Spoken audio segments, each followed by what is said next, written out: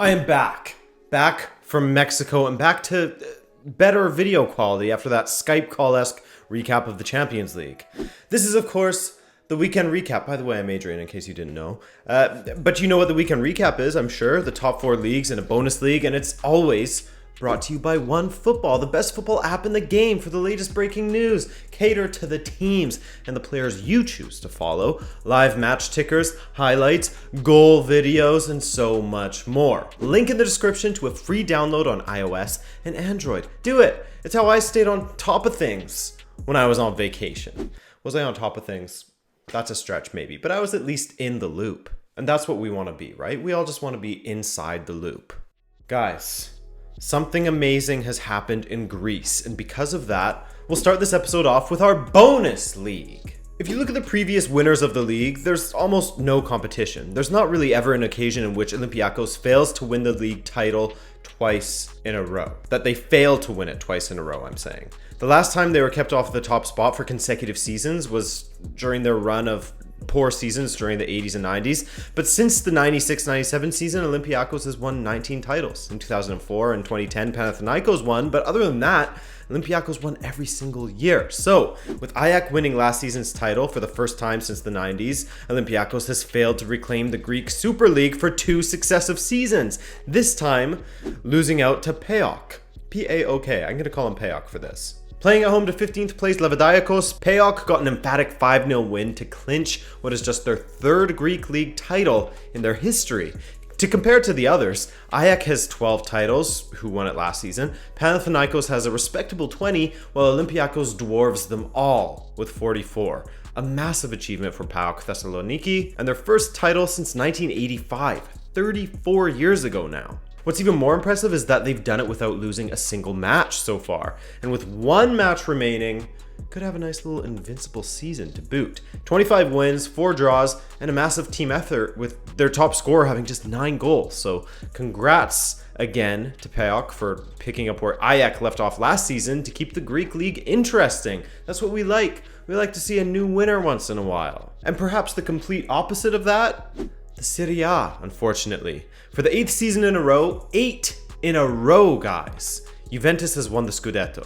Playing at home to Fiorentina, Juve went down by a goal in just the 6th minute, but Alexandro equalized, and an own goal from Pizzala gave Juve the 2-1 win and their 8th consecutive Scudetto.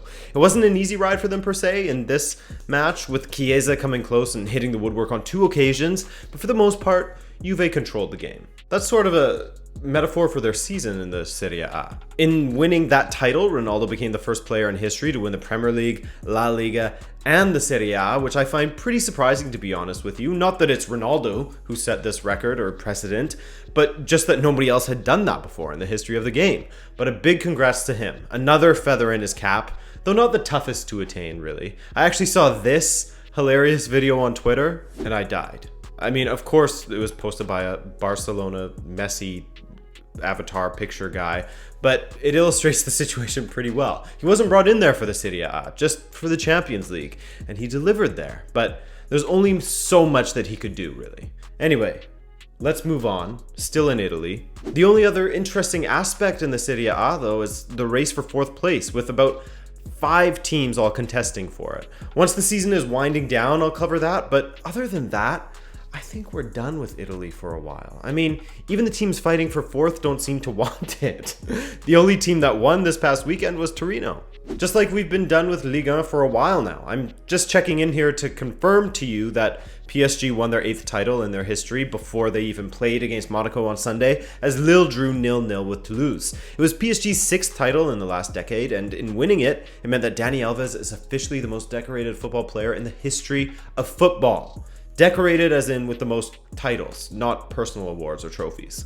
Anyway, PSG marked the occasion with a big win over Monaco. Mbappé scored a hat-trick, meaning he's hit 1 million goals now. And yeah, 3-1 win, Neymar featured. Happy stuff for PSG. And they have the Coupe de France coming up too, against Rennes. In Spain, Atletico Madrid, who of course will be without Diego Costa for 1 million matches after telling the referee about his strange kinks and how he wants to share them with his mother. You'll remember he said, "I shit on your whore mother," over and over. Hey, I said that quietly, so don't get mad at me, okay? Well, Atletico carried on without Diego Costa and his weird kinks and were still able to get a win away to Eibar, but it wasn't without a ton of effort as it took an 85th minute winner from Thomas Lemar to secure the bag. 1-0, a classic. We should just call a 1-0 win a Simeone now, like, oh, Southampton overcame Huddersfield with a Simeone. Something like that. Real Madrid. The other Madrid. They got a big win over Athletic Bilbao. Bilbao, by the way, after doing so well for so long, have lost 2 of their last 3 matches. But it was a good match for Madrid and an even better one for Karim Benzema, who scored a second half hat trick. In fact, with those 3 goals, he's now scored the last 8 consecutive goals for Real Madrid, a feat that no other player has managed to do in the club's history. Barcelona got a win at home to Real Sociedad on Saturday, 2-1 there. Sociedad's form is all over the place right now, yet they came close to being party poopers as they really held their own at the Camp Nou after Dembele and Langley combined in the 45th minute from a corner.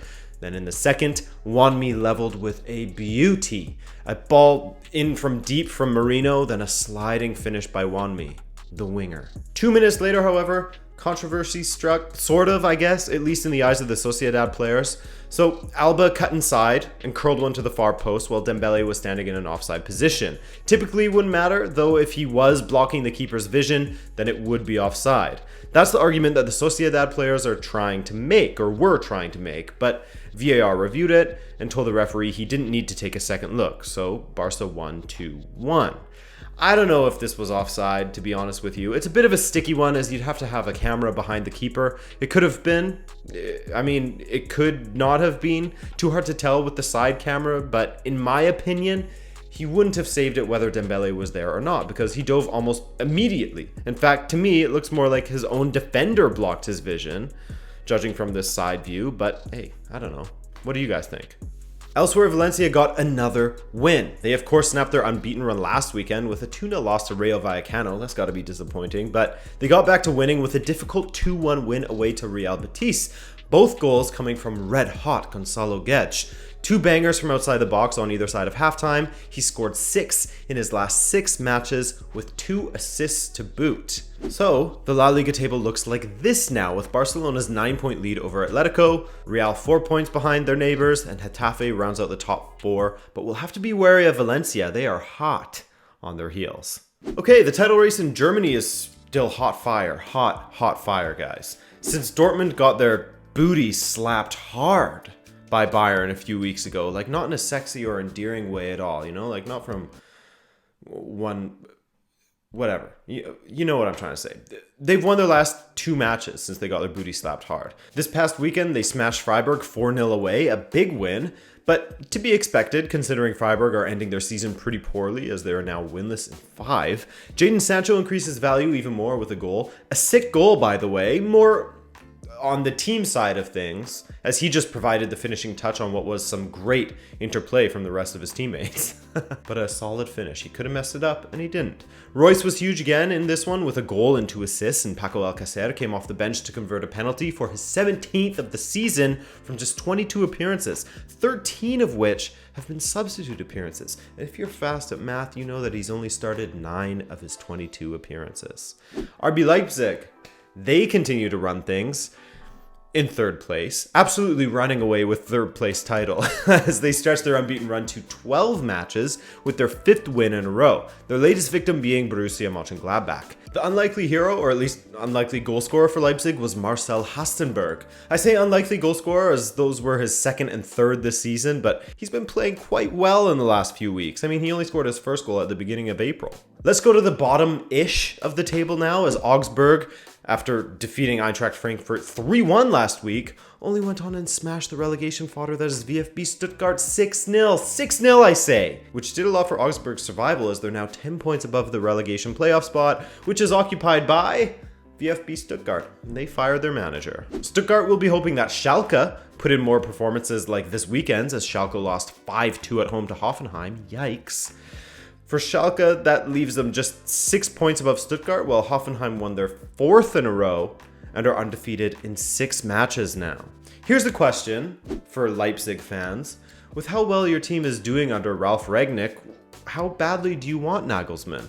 I'm assuming you'd still want him for the long-term benefits of having him, because he's going to be a great manager in the future. I think. And seeing how he does with a better squad has got to be interesting, but it's definitely curious. Not Nagelsmann's best season at this point, but he also surged in the latter half of last season too, so it could just be his thing, and they could finish as high as, fourth, because I don't think they're taking third from RB Leipzig. And finally, we had Bayern Munich playing at home to Werder Bremen, who hadn't lost a single match since December 22nd of 2018. Bremen started pretty well, but once Bayern grabbed hold of the game, they didn't let go. And once Milos Veljakovic got himself sent off, it was pretty much over at that point. Well, had Bayern been sharper, then maybe a few more of their 28 attempts would have gone in. Only 7 were on target. They finally got the breakthrough in the 75th minute when Niklas Süle's deflected strike from the outside of the 18 beat Pavlenka. Unfortunate way to lose for Bremen, but a deserved win for Bayern as they were buzzing all over them. So, with that,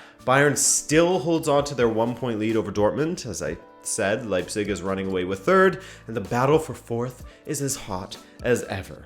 Even as hot as it is in the Serie A and Premier League. Man, everyone wants fourth across Europe, Alright guys, speaking of the Premier League, we'll finish off there. City and Tottenham played for the third time in the last couple of weeks on Saturday, and fresh off of their disappointing Champions League exit, City got an important 3 points against Spurs. It didn't come without a cost, as Kevin De Bruyne was substituted towards the end of the first half, and Pep confirmed he'll be out for the next couple of matches, next few matches at least. So he's out for the Manchester derby. City's winner came courtesy of Phil Foden, his first Premier League goal, as he became City's third youngest Premier League goal scorer ever at 18 years and 327 days. The man of the match was Bernardo. His season just gets better and better, as he's not only great attacking-wise, but he won the ball for City 13 times, 5 of which were tackles, the rest interceptions. And he's such a good guy that when he was awarded man of the match, he gave it to Phil Foden. What a guy. Most likable guy in the world. And when he was coming off the bus, you saw all these other players with Bluetooth headsets and AirPods. Bernardo just got the classic wired earbuds. He's so down to earth. What a dude. That's right. I'm giving him props for having wired earbuds. It's my show. Spurs looked dangerous on the counter on a few occasions, and perhaps on a different day would have equalized, but City did enough in this one for the 3 points. And they needed it. Now, as for Liverpool, they had a tricky trip away to Cardiff, a team that hasn't had the greatest luck officiating-wise. And when Naby Keita blatantly fouled in the first half and the ref turned a blind eye, I feared it would be another one of those matches for Cardiff. But in the end, Liverpool were the worthy winners. They really turned things around in the second half and started to dominate Cardiff. Wijnaldum finished off well from a low-driven Alexander-Arnold corner. Questions as to who was marking him. Nobody bothered marking the little man, as they were all worried about a ball into the big men, Matip and Van Dijk. And so he had a free strike on goal. Then, in the second, Salah went down for a pen. Was it a flop from him? Yep. Definitely some embellishment there, but if anything, the defender Morrison has himself to blame. What on earth is he thinking? Getting his hands all over Salah like that, knowing that it doesn't take much at all for any forward or winger or any player for that matter to go down in the box these days. Foolish, naive, all of the above, and James Milner put away yet another penalty the dude doesn't miss, and followed up with an old man celebration that he said was aimed at Van Dijk for always calling him old. Oh yeah, and speaking of bad luck with officials, West Ham have been absolutely robbed of any sort of luck with the officials lately. And the officials, how many times can I say that? And the referees were at it again with them. Decisions going against them when they faced Liverpool, United, etc. Well, this time against Leicester, with the score at 2-1 in the 89th minute for West Ham, Lucas Perez made it 3-1, but his goal was called back incorrectly. As you can see here, it quite clearly wasn't offside. So it remained 2-1, and of course, in stoppage time, Leicester grabbed an equalizer via Harvey Barnes. Absolutely shite luck for West Ham. With West Ham and Cardiff and all these other teams getting stiffed, VAR can't come soon enough. In fact, it's coming next season, thankfully. Arsenal put in a limp performance at home? What? As they welcomed Crystal Palace to the Emirates, and Shkodran Mustafi put on an absolute masterclass if you're a Palace supporter, or a disaster class if you're anyone else. Definitely to blame for this loss, and it led to the digging up of this old headline from when Arsenal signed him from Valencia. Arsenal new boy Shkodran Mustafi is a bargain at £34 million. He's like Nemanja Vidic in his prime. Just like Nemanja Vidic, absolutely no doubt about that, especially in this match in which Arsenal lost 3-2. They weren't the biggest losers on the day though, as that title went to Manchester United, no doubt about that. They went away to Goodison Park and picked up a 4-0 loss. Great performance from Everton, horrid one from United, whose form is a terrible 6 losses from their last 8 matches across all competitions now. They can't even pick up a draw in that timeline. Is this really a surprise here though, guys? I mean, the writing has been on the wall for a long time now, going back to before Solskjaer, and United were there for the taking, especially when you have losers like Phil Jones in your back line and later Ashley Young joining him. De Gea hasn't been the same since the World Cup, as all of a sudden he can't stop low strikes from outside the box. The attack is completely misfiring, the midfield is non-existent, etc., etc. Even Solskjaer is starting to see that the team is crap. I mean, or maybe he's just trying to get the pressure off of him. But when he first came in, he was saying, this is a talented group and I just want them to play with expression and how they like to play. That was fine when things were going well, but now that the team is starting to fail, he's changed his tune. Quote, "If you want to play at this club, it has to mean more.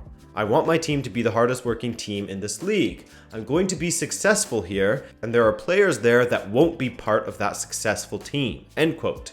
Now I like that fighting spirit. After getting dumped out of the Champions League, he spoke about the lack of quality in the team. And I won't really fault him for completely flipping his opinion on the players, because before, everyone was performing due to the new manager bounce, and now they aren't. But United needs a total revamp. I'm not convinced Ole is the guy to do it, but he deserves a couple transfer windows to try, and we'll judge him after that, I guess.